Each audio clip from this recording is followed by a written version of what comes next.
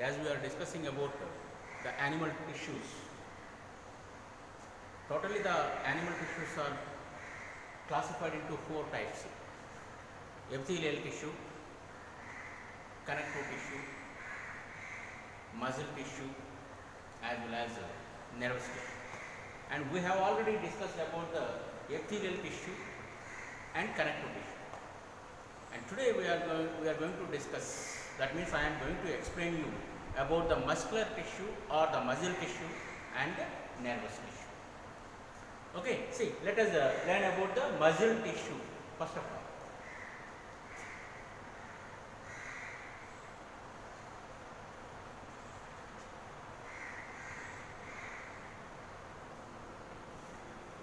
Muscle tissue.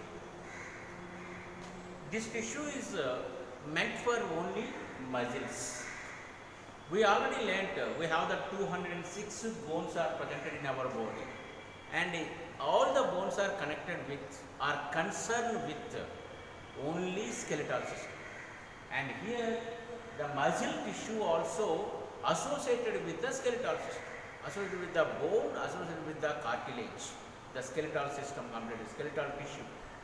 So when the skeletal tissue and as well as the muscle tissue work together, then our movement of the body will be possible. If any one of these two tissues like skeletal tissue or muscle tissue are not properly working, we cannot move our body at all. I am moving from here to there and there to here. This is only because of the movement is possible only because of the skeletal tissue as well as the muscle tissue. So let us learn about the muscle tissue. The muscle tissue, there are nearly more than 600 muscles are present in our body. More than 600 muscles are present in our body. And these 600 muscles are present in our body, each to every part of the body, and associated with the skeletal tissue compulsory.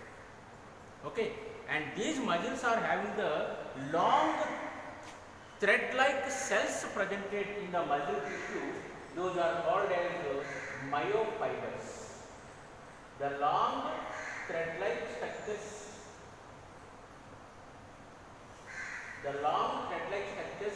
that are presented as cells in the muscle tissue are myofibers.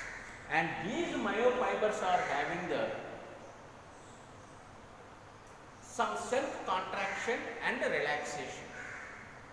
Means they can be contracted, they can be relaxed. So because of this contraction and relaxation only, we can able to move our body, we can able to work. Okay, that is the major asset for the muscle tissue. Based on that, the movement and the location of the muscles, the total muscle tissue has been classified into three types. That is striated muscle,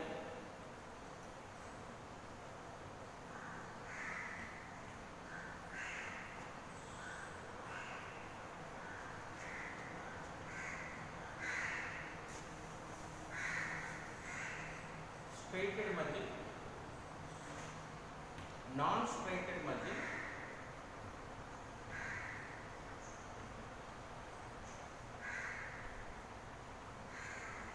non-striated muscles, and the cardiac muscles.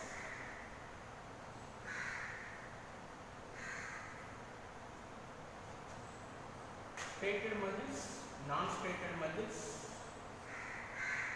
the cardiac muscles. These are the three types of muscles are presented in our body. Let us learn one by one. First, striated muscles. The muscles which are cylindrical in shape. The muscles which are cylindrical in shape, and they have the one prominent nucleus, and their body is having the lighted dark bands like structures. Lightened dark bands like structures, which are called as striates, or we can say stripes. light and dark band-like structures are present. Bands are presented there. Those bands are called as stripes.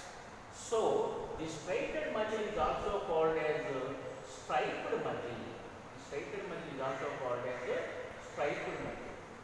But when this is the structure of the muscle. When come to the function of this muscle, the functions of this muscle is completely voluntary in function. Voluntary means it is depend upon the one's willpower. Voluntary in function. It means one's willpower. What is the meaning of this one? It means under our control. The voluntary function of this muscle is under our control. Suppose if I want to raise my hand, I can raise my hand. If I want to move from here to there, I can move. If I stop means I can stop. So this is the whatever the movement of these muscles is completely under the control of a willpower. That is called voluntary in function. So these muscles are completely voluntary in function, and they are presented, especially they are associated with the skeletal tissue, as I told that skeletal system, as I told you that. In addition to that one, this totally presented, especially hands, legs, lateral sides of the body, even the tongue. The muscles which are present in the tongue also, the striped muscles.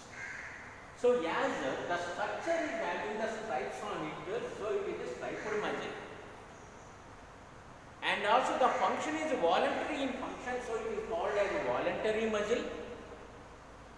And also based on the this shape of this one, straighted muscle, and it is associated with the skeletal system, so it is also called as a skeletal muscle.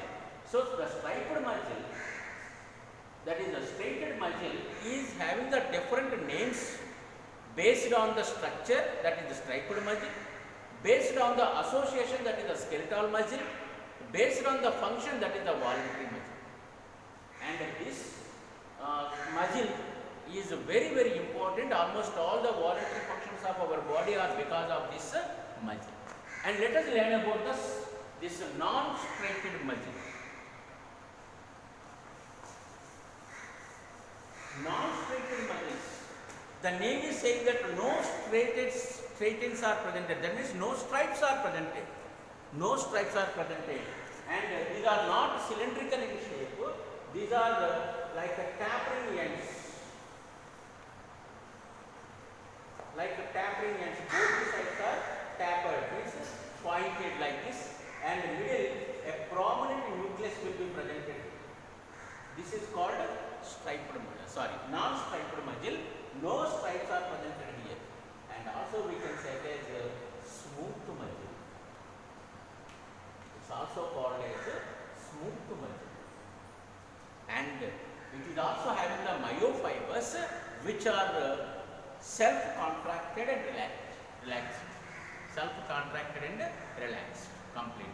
That means that the functioning of these muscles are not under the control of a willpower. It will be going on continuously. And it is mostly presented in the digestive tract, the respiratory tract, even in the uterus, alimentary canal completely, and also this ureters, where the urine is passed to the urinary bladder from the kidney. These are all the areas this smooth muscle is presented, and this functioning of the smooth muscle is not the control of a willpower. That's why it is involuntary in function. Involuntary in function.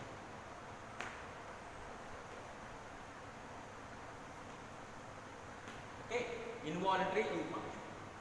So one example I tell you. Suppose we are taking the food daily. The food, when you put it in the mouth, and after chewing in the mouth, it will go into the hollow tube-like structure is called as the alimentary canal. So here, from the mouth to, you will be having a long, narrow tube-like structure like this. This is called esophagus. This is called esophagus. So the muscles which are these smooth muscles are presented at the walls of the esophagus. Let me draw in a large size. So this is the esophagus. The muscles which are presented in this are smooth muscles and involuntary function. Continuously the function will be going on in this. So in this muscles, when the the ball of the food material is entering into the esophagus, these muscles start giving the functioning, that is wave-like functions will be formed. Wave-like functions where the food material will be there, that is the opened and the remaining will be closed. So this wave-like movements will be formed by the smooth muscle, and these movements are called as peristaltic movements.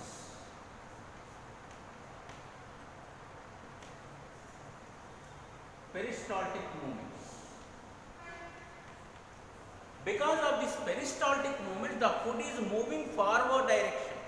So right from the mouth to anus, this total the alimentary canal is having the smooth muscle. Respiratory system and the ureters from the kidneys to urinary bladder, and uterus, fallopian tube in the female reproductive system. These all the places you can find the smooth muscle, and the functioning of the smooth muscle is completely involuntary. So the smooth muscle is also having non-striated muscle, means no striates are presented, and it is a smooth muscle, and also it is an involuntary muscle. Okay, let us learn about the third one, that is cardiac muscles.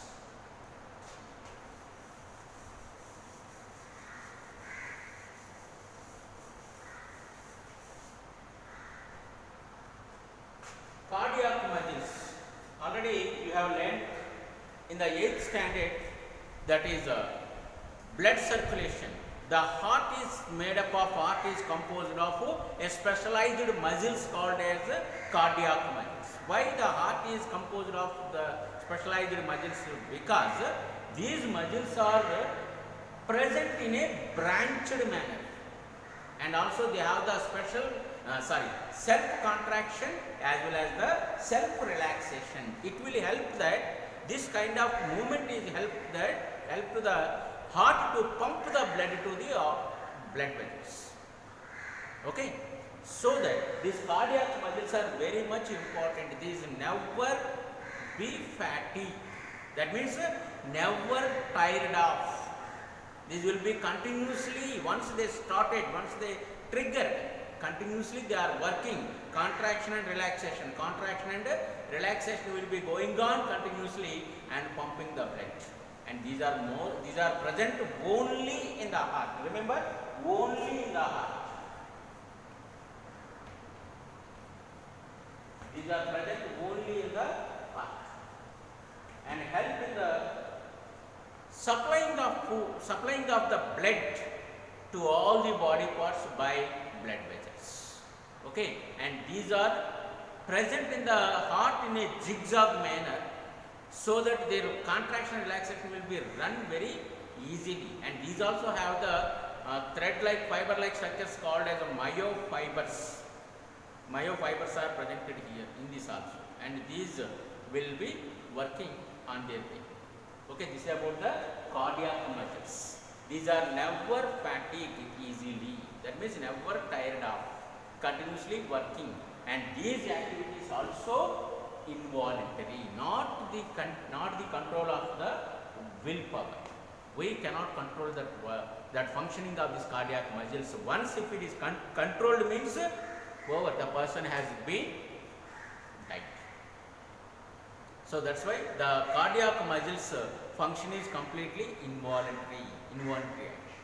Okay, so here striated muscles are voluntary in action, and non-striated muscles as well as the cardiac muscles are involuntary in action, in functions. Okay, now the next animal tissue, that is the nervous tissue, that we are going to discuss.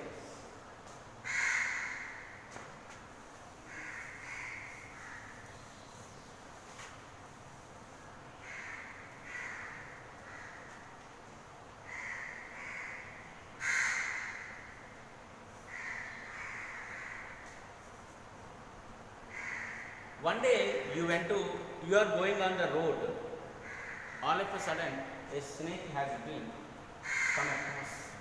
You have seen the snake and stopped like this. Immediately you will run away from it. So here you have seen the snake by your eyes, and eyes has taken the photograph of the snake, and through the optic nerve they will send the information to the brain, and the brain analyze that information and tell you that it is a poisonous snake, please run away. It will give the information to muscles of your legs. Immediately you will start. This total information, very simple when you thinking that, but it is a very big information and a big task by the brain, by the coordination of the sense organs, sensory neurons and the brain. So this is done only by neurons or nerves, and these are very important. Neurons are very much important for our body. There are two types of neurons are there, that is sensory neurons, which are connected to the sense organs and get the information from the sense organs and take into the brain. And there are one more type of neurons are there, those are called as motor neurons, and these will take the information from the brain and bring to the body parts. So like the sensory neurons and motor neurons, these are the two types of neurons we can find here. Sensory neurons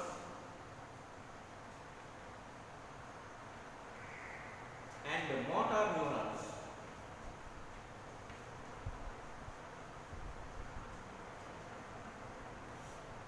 Sensory neurons, 12 pairs of sensory neurons are presented, 12 pairs, and motor neurons are 31 pairs. Motor neurons are associated with spinal cord. All the neurons which are originated from the spinal cord are motor neurons only. And the sensory neurons, we have the 5 sensory organs: eyes, ears, nose, tongue as well as the skin. All the sensory neurons are originated from all the sense organs. Okay, understand? Sensory neurons and motor neurons, these are very important. Okay, and these neurons, the sensory neurons are also called as cranial nerves. Cranial nerves. Okay, these are very important, and these will take the information very fast, right? We can say that as a split second. It means 1/1000th time of the second. A split second, the total information will be carried to the brain, and the information in the neurons is carried in the form of electrical impulses. Electrical impulses. Some of the neurons, to take the structure of the neuron,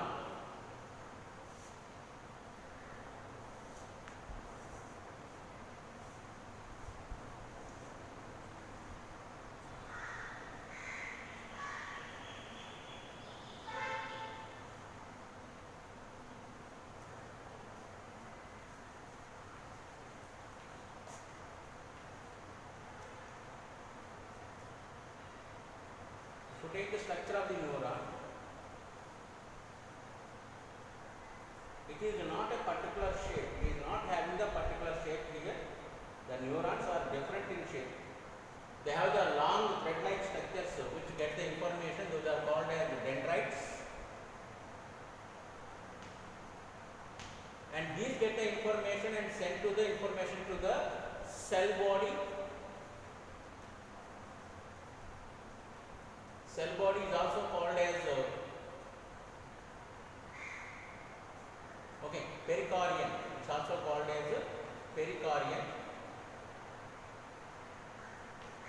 So this cell body is having a prominent nucleus, and this information goes to the long thread-like structure. This is called as axon, and axon carry the information to the, at the end of this axon, the neuron is split out into the different branches, and these are called as nerve endings. And these nerve endings are connected to the dendrites of the another neuron. So the information will be sent, will be transported from one neuron to another neuron in this way, in the form of chemical impulses and in the form of electrical impulses. Suppose like this. So this is the one neuron, this is the another neuron, this is the one more neuron. You might be seeing this is the dendrites.